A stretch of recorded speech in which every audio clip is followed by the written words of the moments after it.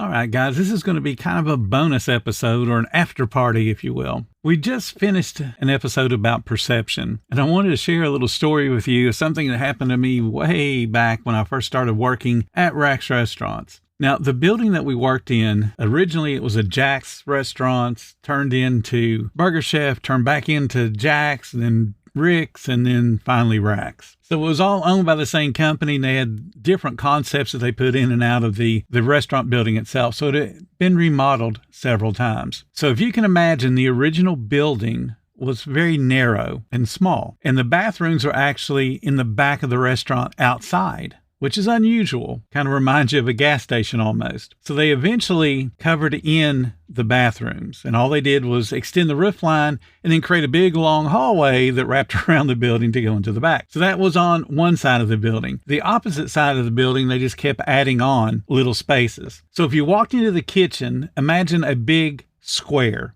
just a huge square. It had in the center of the square a prep table.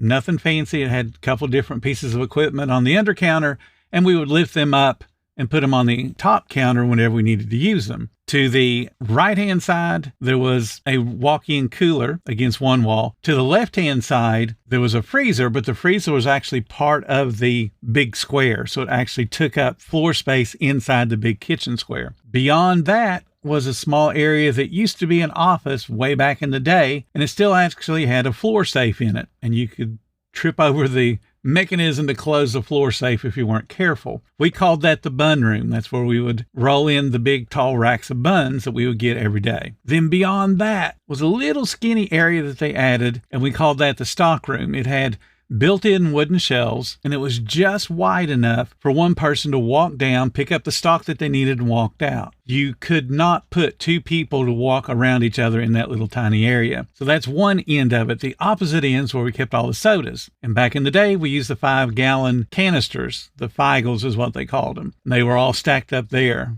or sitting there on the floor, essentially, being hooked up to the carbonator and all the other mechanisms that push the soda into the soda fountains. So that's the kitchen layout. My job back then was a closer. My area was what we call back line. So back line was not actually inside the kitchen area. It was out in the service area where people could watch me slice the roast beef and make it, turn it into a sandwich. The front line was directly in front of my counter. So it wasn't a big area. It was probably maybe 10 feet wide or so. We had 3 registers across the front. Then we had directly behind those registers would be my line, where we had the fryers, and we had stainless steel counters on opposite sides of the fryers. One side did the ham sandwiches, one side did the roast beef. And then, of course, when we got later in the evening, all of it was produced on one side, and that's where we did the roast beef. Off to the right-hand side of that was our pickup window, and it was kind of added on, just like the hallway to the bathrooms were added on. So it kind of stuck out from the main part of the old building. So when we closed, we had 3 people. We had the frontline person who would do the drive-through and frontline the last hour or so, and then would clean the dining room, take apart the salad bar, because back then we had about an 18 or 20 item salad bar sitting out in our dining room. Then we had one person that did the kitchen area, and she would come up and help if we got a little bit busy, and she would help either the drive-through or the front. She knew how to do everything. Her name was Jessie. She was an older lady. She was probably in her 50s, and most of us that were working there were in our teens, and we often referred to her as Mom because she was the motherly figure. She was the one that would get on to the employees if they would cuss and that kind of thing. But she was great at what she did, and we all loved working with her because we knew if we worked with her, we were getting done pretty quick. She was no nonsense. Let's get done and get out of here. And of course, that put me on the back line where I had to clean all the equipment, filter the fryers, sweep, scrub, and mop the floors. Then in the front of the house, the dining room, we had a young lady. Her name was Dottie. She was somebody I had a huge crush on back in the day. She was the same age as me. We were both just out of high school into college, and she would be taking care of the dining room. She would have to vacuum the floor. She would have to sweep the lobby area, and then I would have to go out and mop it, and she would take apart the salad bar. We had a very small cart back then that it was just a stainless steel cart, and everything on the salad bar would fit on that cart. So we would take lids out to cover up all the crocks, pull the crocks out of the salad bar, and then wheel the thing into the refrigerator, the walk-in cooler. And then she would pull the ice out of it, wipe that down, and then move on to her other duties. So she is accomplishing just that. She is taking apart the salad bar. She wheels it into the kitchen area and realizes that there's a couple items she needs to restock. One of those items being croutons. So she goes back into the dry stock area that I described to you, that little skinny area they added onto the older building. She goes back and grabs the croutons, and she lets out a scream. Now, I am on the front line doing my normal cleaning duties, and I hear a scream, and I'm thinking, okay, her and Jesse are back there giggling about something. So I totally ignore it. She comes running out of the kitchen.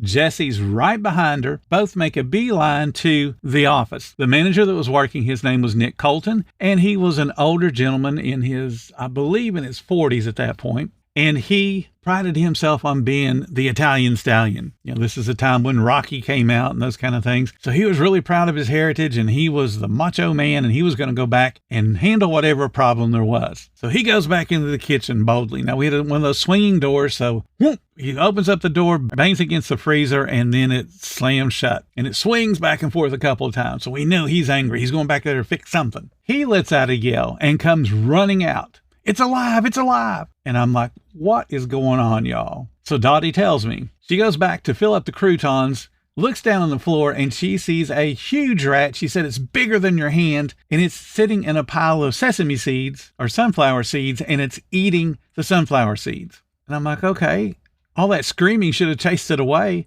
No, it's sitting there eating. It's brave. Mr. Colton is like, you got to go see it. You got to get it. We got to catch it. You got to get it out of this building. So we have a plan. The plan is to send me to go chase the rat. Dottie would guard the kitchen door so it couldn't run out into the lobby. Jesse would shoo it towards the back door, and Mr. Colton would just supervise. So we all had our plans. We all had a broom. Jesse had a dustpan and a broom just in case, because she was a little bit more brave. Dottie was just going to hit it with a broom. So I have a broom. I go back there, and I'm looking around the corner to see if it's there, and it is. It's still there in a pile of sunflower seeds. And I look at it and go, it's not moving.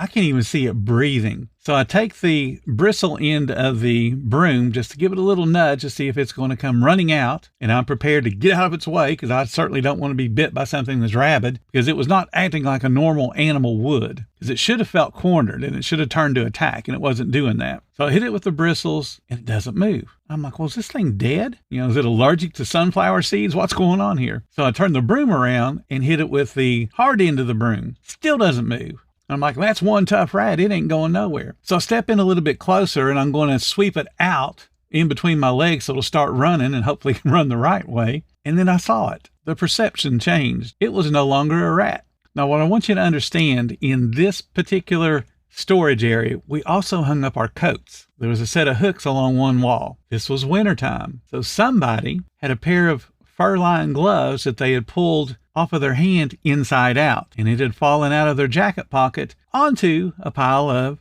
sunflower seeds. So the rat that everyone, Jesse, Mr. Colton, and Dottie all thought was a live rat, and had convinced themselves based on one person saying it was a rat, it was a rat. So I picked the thing up, and it's a glove. It is turned inside out. So I come out with it in my hand as if it is still alive, just to get the reaction out of the two girls and Mr. Colton. And I'm sitting there stroking it like it's a little pet rat. Now, if I'd have known the theme to Ben, I would have been singing that, but I spared my fellow crew members that little bit of harassment. But I walked out stroking the thing. How did you pick that up? It's going to bite you. You know, all kinds of, you got to drop that. It's got rabies and everything. And I'm like, y'all, this is a glove. And I showed him the little fingers, the fur-lined fingers. Turned it inside out. It was a leather glove with an interior that was fur-lined.